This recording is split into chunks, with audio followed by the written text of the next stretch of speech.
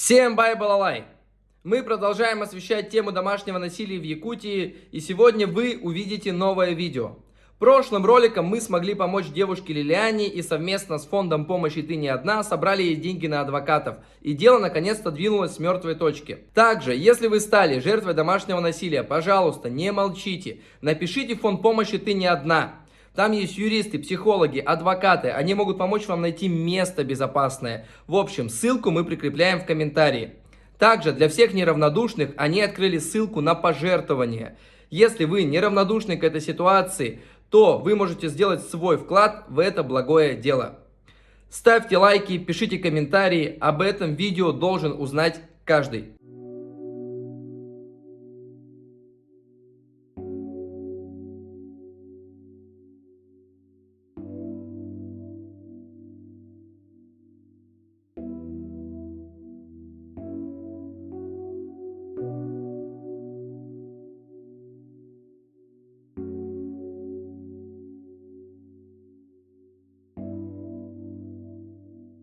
Меня зовут Юля, мне 33 года, и у меня 3 детей. Изначально это как бы первых звоночков не было. Все шло как у обычных людей, все было хорошо. Красивые ухаживания, красивые слова. А потом постепенно человек дает о себе знать. Я закрывала глаза на это в силу своего возраста. Молодая была, лет 19. Первая любовь, скажем таки, большая. Есть такая фраза, которая запомнилась очень-таки сильно. Пока женщина любит, она будет прощать, пока любовь у нее не умрет. И, соответственно, когда рождается ребенок, женщина пытается сохранить семью. Даже когда говорят «уходи», пиши заявление, в голове идет «он же отец моего ребенка, мы же семья, ну он не справится». Это было всего лишь один раз, такое больше не повторится. Раз, два, три, 4. А потом человек видит это, то, что женщина прощает, и он дальше начинает распускать руки. Отношение к тебе вообще как к тряпке, никакого уважения, никакой любви. То есть, может быть, с его стороны какая-то любовь была, но это явно была больная. Он сегодня ударил, а завтра... Солнышко, прости, такое больше не повторится, я же тебя люблю, ты же сама понимаешь, что это я не специально хотела, ты довела, вывела через 3 года почти, спустя через 3 года. То есть до этого он рук не поднимал, а агрессии, вот как он указывал, не делай так, туда не ходи, отчеты требовал постоянно, какое-то моральное давление, а потом уже, да, когда родился сын у меня старший, да, после этого его не смущало присутствие ребенка, его не смущало то, что ребенок плакал, его это вообще не останавливало. И при том, потому что он был абьюзером, он еще и употреблял вещества. Я не знаю, то ли на этой почве, может, это отмазка была, ну, то есть на этом фоне он рукоприкладствовал и потом делал вид, а ничего не было. Я этого не помню. А, как говорится, если я этого не помню, значит, не было.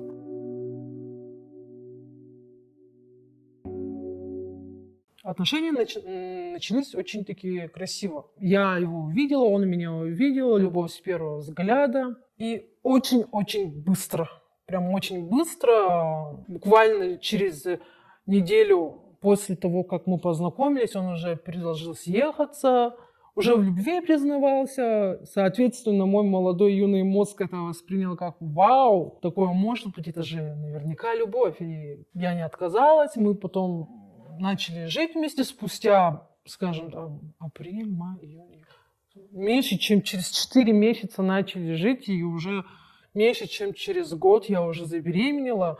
Мы свадьбу сыграли огромную, пышную на то время, это 2010 год, на то время это была свадьба просто вау. На человек 300 тогда приехали в Якутск первые гелики. Я единственная дочка в семье, единственный ребенок, соответственно, из хорошей семьи, цветочек любимый. Конечно, родители постарались. И касаемо его стороны, у него тоже неплохая семья. Мама хорошая, воспитанная женщина, бабушка, дедушка, то есть как бы пример был тоже хорошей семьи. Начало отношений было красивое. Красивое, потому что он, как известный человек в музыкальной индустрии, он умел красиво говорить, очень хорошо лапшу на уши вешал. За ним бегало очень много девочек, очень много, потому что доходило вплоть до того, что мне писали, в то время ВКонтакте только было, и там был такое анонимные сообщения.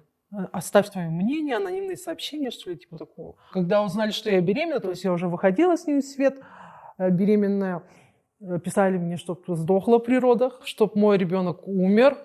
Писали ему, что якобы я беременна не от него, потому что видели меня с какими-то другими личностями, мужчинами. Конечно, он во все это верил. Отношения держались только на страсти и на влюбленности. О любви говорить тут речи нет. Любовь — это совсем другое. Тогда казалось, что это та большая, единственная любовь, где нужно терпеть, прощать, простить детей.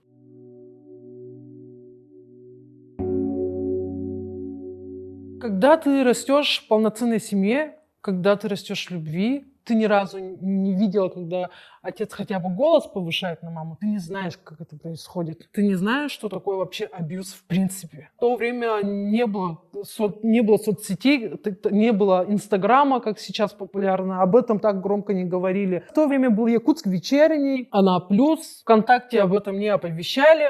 Где-то происходило, но я этого точно не знала и не знала, что такое вообще абьюз. Когда он начал проявлять агрессию в мою сторону, я, конечно, понимала, что так и должно быть. Наверное, когда семья создается, такое бывает. Никто же не застрахован от этого. Мне, может, об этом родители не говорили, просто я этого не знаю. Может, такое бывает. Как будто бы нормально это. А потом, когда уже, самый трэш начался, я уже убегала, я уже писала заявление, я уже стучалась во все двери участковых. На что мне говорили? Дело семейное. Самый первый раз это была просто пощечина. Просто пощечина, даже слегка просто вот так. Это не самое тяжелое, что можно. Я про это даже забыла. После первой пощечины до развода прошло 2 года. И за эти 20 с лишним года, я могу сказать, это был ад, сущий ад. Я пряталась от него, я двери не открывала. Он запирался со мной в квартире с маленьким ребенком, телефон не отдавал, запирался. Он разрешал мне только пойти укладывать ребенка и всю ночь держал меня на полу в углу и ремнем отхлестывал, до красных полосок, не давал мне позвонить никому, только отпускал, когда ребенок просыпался. Иди покорми, потому что он у меня грудной был. Самый трэш начался, когда уже сын чуть повзрослел, когда уже начал ходить, он начал употреблять. Может, он употреблял и раньше, просто я, опять же, этого не знала. Опять же, по той причине, потому что я росла тепличным ребенком, грубо говоря, и не видела всей этой дряни, всего этого. Я не знала. Дичь началась, когда я хотела перевернуть матрас, где ребенок описывался. Я переворачиваю матрас, и под матрасом лежат пакетики вот такие с наркотическими веществами. Я, конечно, догадалась, что это я не совсем глупая была. И что я сделала? Я вылила это все в унитаз. Он пришел, увидел это, то, что я нашла и слила. Его не волновала моя реакция, как вообще то, что я его спалила, то, что он наркоман. Его этого не волновало. Его волновало то, что я слила больше 1 миллиона. Он был барыгой. И, конечно, он меня там кулаками уже бил. Он был уже под действием наркоты и ушел. Оставил меня с ребенком, у меня все побито. И я очень скрывала. Почему родителям не рассказывал? Стыдно, потому что я видела, какие отношения у моих родителей. Трепетные, нежные. Уважение, сплошная любовь. И как я не смогла создать такую же семью? У меня же живой пример, и я вышла замуж за такого человека. Если бы сейчас моими нынешними мозгами я бы вернулась туда, я бы в первую очередь побежала бы к родителям. После первого звоночка я бы не стала ни прощать, ни ждать. Я собрала бы вещи и ушла бы от него сразу. И еще мешало то, что он известный человек, а я его еще покажу в таком свете, и больше будут нагнетать на меня, защищать его. Потому что, опять же, при людях он такой весь хороший, не подавал вида, что он как-то может меня задеть. В один момент просто щелкнуло, и я поняла, что это все, надо уже собирать манатки и расходиться. Щелкнуло в тот момент, когда я забеременела 2 раз. И когда я была беременна дочкой, он меня избил, что у меня был поломан нос, поломаны ребра. Меня скорая увезла. К сожалению, из-за этого случая у меня дочка родилась недоношенной на 35-й неделе. Конечно, это действие стресса. После только этого случая подала заявление на развод. Когда уже поняла, что тут уже речь идет не только о моей жизни, а идет речь о жизни о моих детях. И во время развода, во время процесса, сами понимаете, развод это не быстрый процесс. Это не так происходит. Пришли и развелись. Тебе дают время. Рассмотрение это целый месяц. Потом приходишь, конечно, он на первый суд не явился, потом вам еще даем месяц, потому что он не явился. Нас развели уже без его участия, потому что мы его очень долго-долго ждали, тянули, он этого все равно не пришел. Что делать во время этого развода? Пытался приходить? Да, преследовал, ночью стучался, то есть я была в таком состоянии, и мы жили на 7-м этаже, и каждое движение лифта меня вызывало.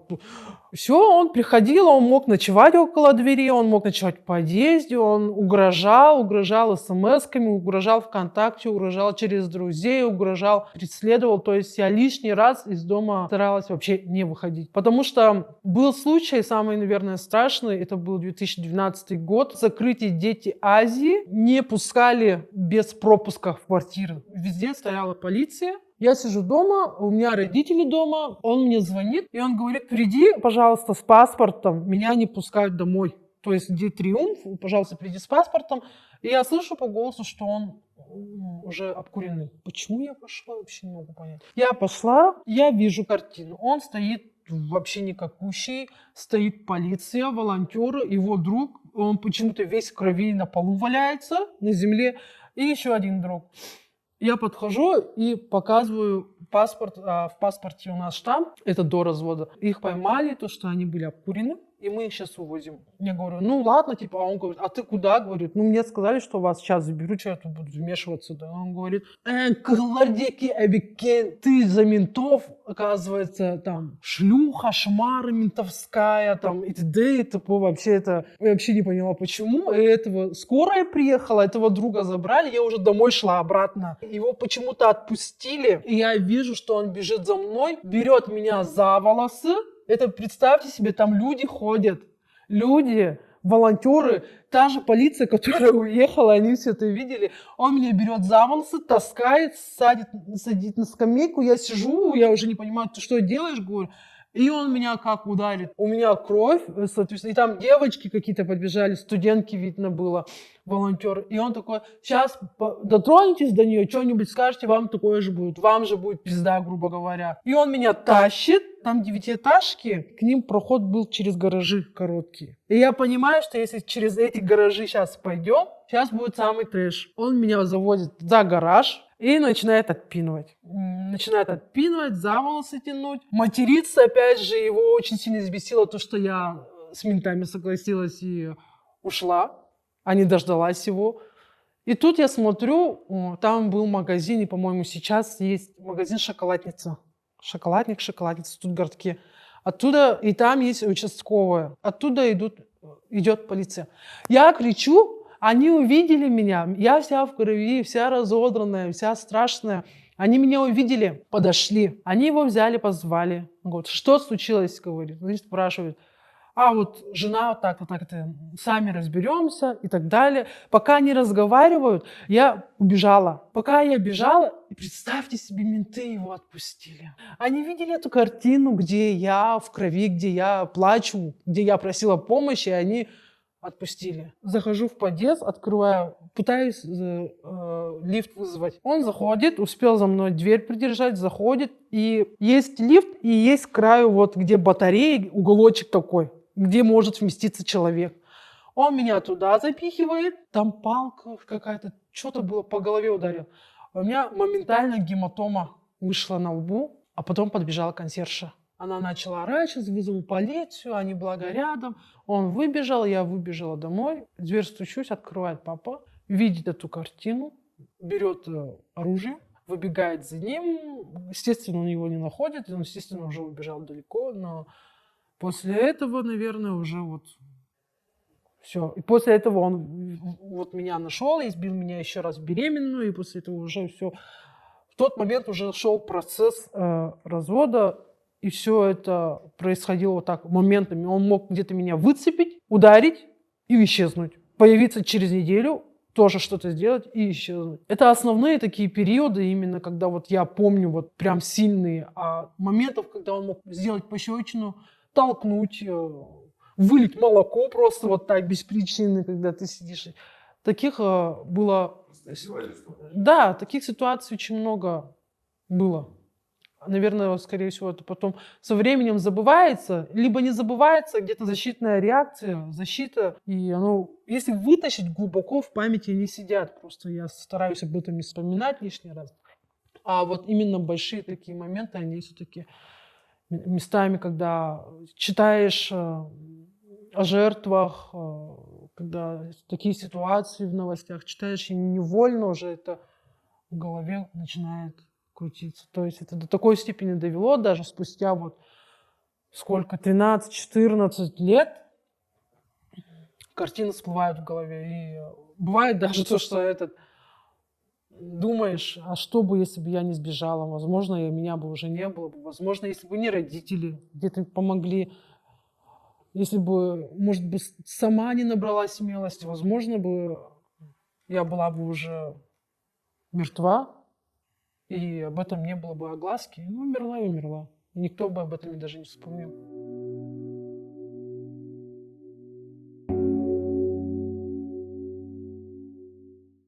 Хотела бы какое-то либо наказание для него? Наказание. Он понес наказание. И что самое страшное, он понес наказание после развода.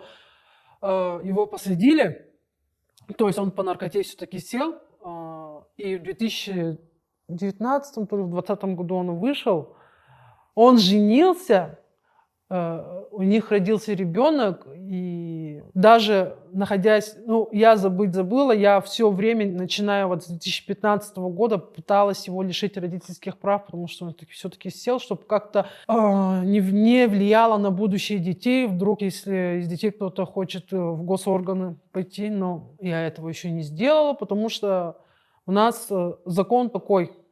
Мне сказали, я 3 раза пыталась, и на алименты пыталась подавать, и как-то лишить. Мне сказали так, алименты он платит, я сказала нет. То есть я с него вообще ничего не требовала. Просто я хотела, чтобы он исчез из нашей жизни. Алименты не платит, может он вам наличными деньги дает, мы откуда знаем. А то, что он сидел, это не веская причина для того, чтобы лишить родительских прав. Даже педофилов не лишают родительских прав, потому что может он относиться хорошо к своим детям, а других может насиловать, а к своим детям хорошо. Поэтому, чтобы лишить родительских прав, должна быть очень-очень веская причина. То есть он должен избивать своих детей, с голоду мороть. То есть он детей не трогал. Причиной того, что я не могу лишить родительских прав. То есть то, что он сидел, то, что он... У меня на тот момент, когда я только-только лишала, у меня были документы, фотографии побоев, заявления. То есть это все обнуляется. Все обесценивается полностью. Я даже не могу просто так поменять фамилию и отчество детей. А он не соглашается. Он как-то, когда речь шла сначала о лишении, он как-то сказал, да, когда он сидел, хорошо, тогда я приеду туда, к тебе в колонию, поговорю с твоим начальником, чтобы ты написал вручную отказ. Он не написал, он потребовал 100 тысяч. А у меня не было на тот момент денег. Потом шла долго, я подавала на алименты 2 раза. Мне сказали, что его не могут найти, что он нигде не прописан, что у него даже паспорта нет. Вообще, как будто несуществующий человек. Хотя по факту он ходит, выступает. Я вижу его на афишах выступлений на каких-то. Я знаю, я захожу в Инстаграм, вижу, что он где-то выступает, ходит. Так обидно, да, что он ходит и где-то выступает, поет, там что-то организовывает. И даже никто не может подозревать, что вот у этого человека вот такое прошлое. Не могу ничего сделать. Единственное, дождаться 14-летия детей, чтобы они сами уже добровольно, когда будут получать паспорт, брать фамилию, какую хотят. Мне понадобилось очень много времени, на самом деле, довериться людям, даже не только к мужскому полу, вообще к женщинам тоже. Очень-очень тяжело доверять. Из-за этого ты становишься немножко хладнокровной, местами жестокой. И стараешься не распыляться, больше держишься себе. С виду многие скажут, что Юля там улыбается, хихи, ха-ха, да, такая веселая, все у нее хорошо. А вернуться туда и через что прошла, через что мне стоило проработать в себе. Меня очень сильно грызла совесть, то, что я не сохранила семью, то, что я теперь разведенка с 2 детьми, еще молодая, считала себя очень виноватой, то, что дети будут расти без отца. Потом я ходила к психологу, и не раз, и не к одному. Спустя только время, после смирения, когда я уже смирилась, уже поняла для себя, что это было, что это со мной случилось, и уже от этого никуда не деться, что это часть моей жизни, и я это буду помнить всегда. Чем старше становишься, тем больше ты осознаешь, что ты не виновата. Ты ничего такого не делала, чтобы с тобой разговаривали и унижали тебя вот так. Ты абсолютно ни в чем не виновата. Ты его простил или ты про него забыла? Простить, что такое, не знаю, что будет, если я даже прощу. Для меня он просто уже никто. И этот вопрос я даже для себя не поднимала. Ну, был и был. Хорошо, что исчез. Первое время, да, я очень хотела его смерти. Очень сильно хотела, чтобы он умер. Ходила гадалками, просила порчу на него навести. Сейчас эту ситуацию я отпустила. Я сейчас ему ничего не желаю. Пусть живет, Бога ради. Все бумерангом вернется. Что дети повзрослеют, когда спросят, моя совесть будет чиста. Если захотят его найти, пообщаться, спросить, пожалуйста. Вы имеете полное право, идите, разговаривайте. Ничего хорошего от этого не будет. Не терпите, не стыдитесь, убегайте. Убегайте хоть на улицу, хоть куда, хоть в ближайший магазин. На тебя подняли руку, не сиди дома и не терпи, не жди утра, что за ночь он изменится. Не жди, просто выходи к соседям куда-нибудь. Если тебя не выпускают, ори, стучи, просто по батареям стучи, не молчи. Главное не молчать, потому что если ты будешь молчать, сглатывать все это, терпеть, то так и будет продолжаться. Человек не поменяется, такие люди абсолютно не меняются. Ни через год, ни через 2, ни через 10, ни больше. Таких исправит только вот могила. Если даже первые звоночки, если даже он еще не поднял руку и просто начал агрессивно себя вести в ту сторону, просто запрещает краситься, типа, куда ты намылилась, куда ты такая хорошая пошла, куда ты накрасилась. Это уже первые звоночки. То есть, по моему мнению, адекватный мужчина не будет говорить, куда ты пошла, так накрасилась. Это ненормально. Если он запрещает тебе встречаться с подругами твоими, если просто куда-то ты идешь, если все это запрещает, если какая-то ревность, покажи телефон, дай телефон, скажи пароль, это уже все, первые звоночки. Просто уходите, не тратьте свою энергию, силу, молодость, красоту. А если он начнет вот преследовать, опять же, пишите заявление, стучитесь везде, куда надо. Пусть об этом все знают. Расскажите его родственникам, своим родственникам. Если нет родителей, сестрам, братьям, всем, кто может знать. Потому что если ты в один момент исчезнешь, чтобы люди знали, что это мог сделать он. Чтобы был человек, который знал, что ты живешь с абьюзером. Все. Спасибо. Пожалуйста. Это вообще как будто выговорилась.